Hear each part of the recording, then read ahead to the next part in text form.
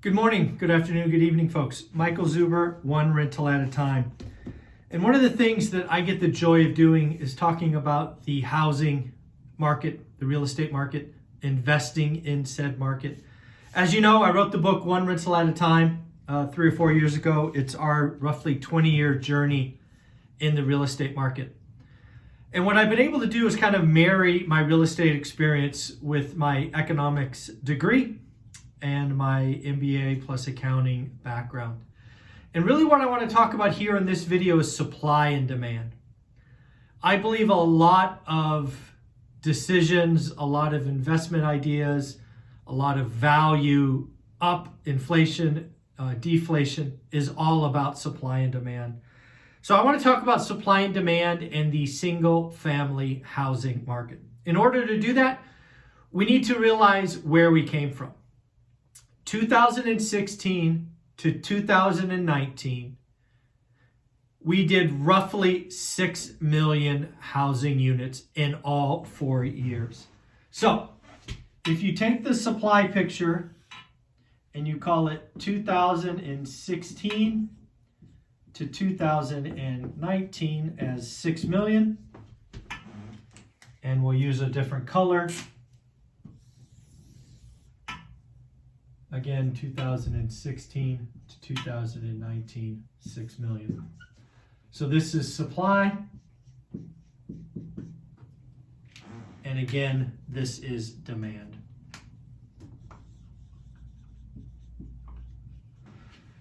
The reason this is important to understand is because I believe what we're going to see is a significant crash in total transactions.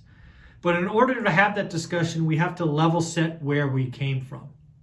So again, 2016 to 2019, 4 years, we did roughly 6 million units. I think the peak was 6.1 and the bottom was 5.96 million. So rough and tough 6 million. We're going to call those 4 years a balanced market.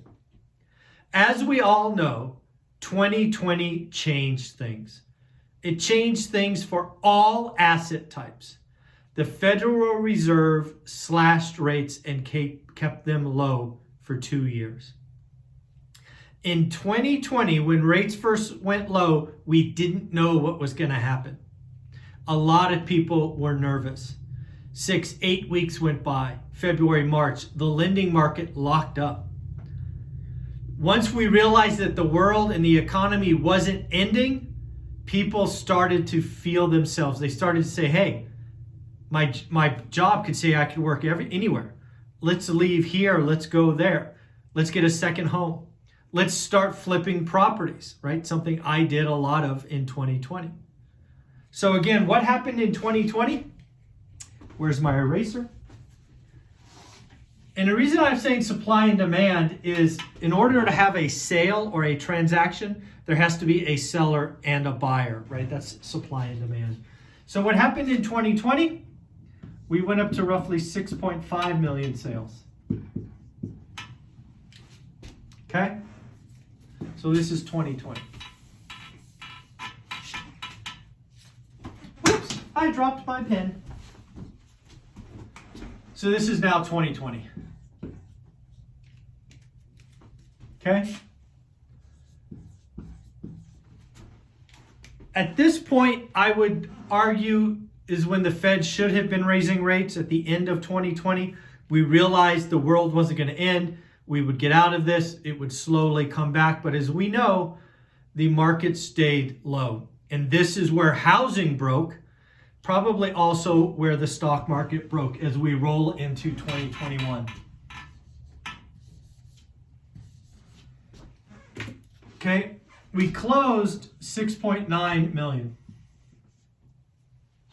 That means how many units bought and sold. But when you think about supply and demand in 2021, sorry, I didn't finish this thought here. Let's just do that, fine. What were we hearing in 2021?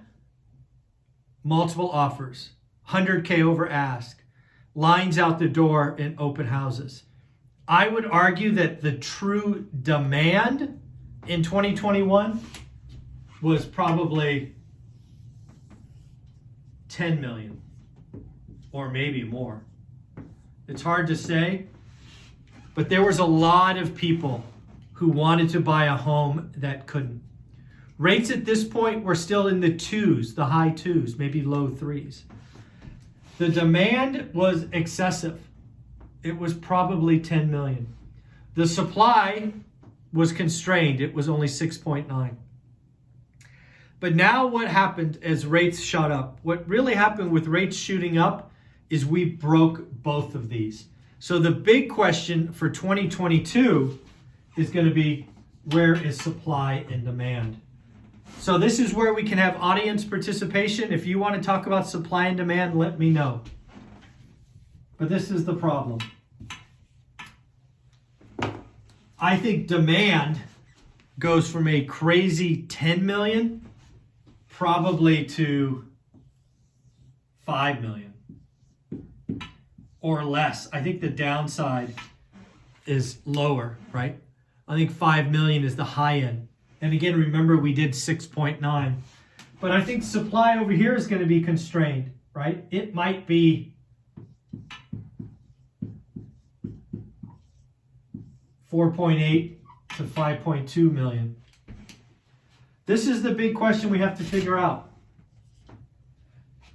We have true demand destruction. Demand was excessive in 2021 because rates were so low. It was 10 million. We only had 6.9. Hence, we had who could pay more, right? Instead, in 2022, it's going to be demand destruction with rates way up. And then we have supply destruction with people staying put. So what is going to happen to the housing market? It is always about supply and demand. I think supply crashes and demand crashes. Let me know what you think.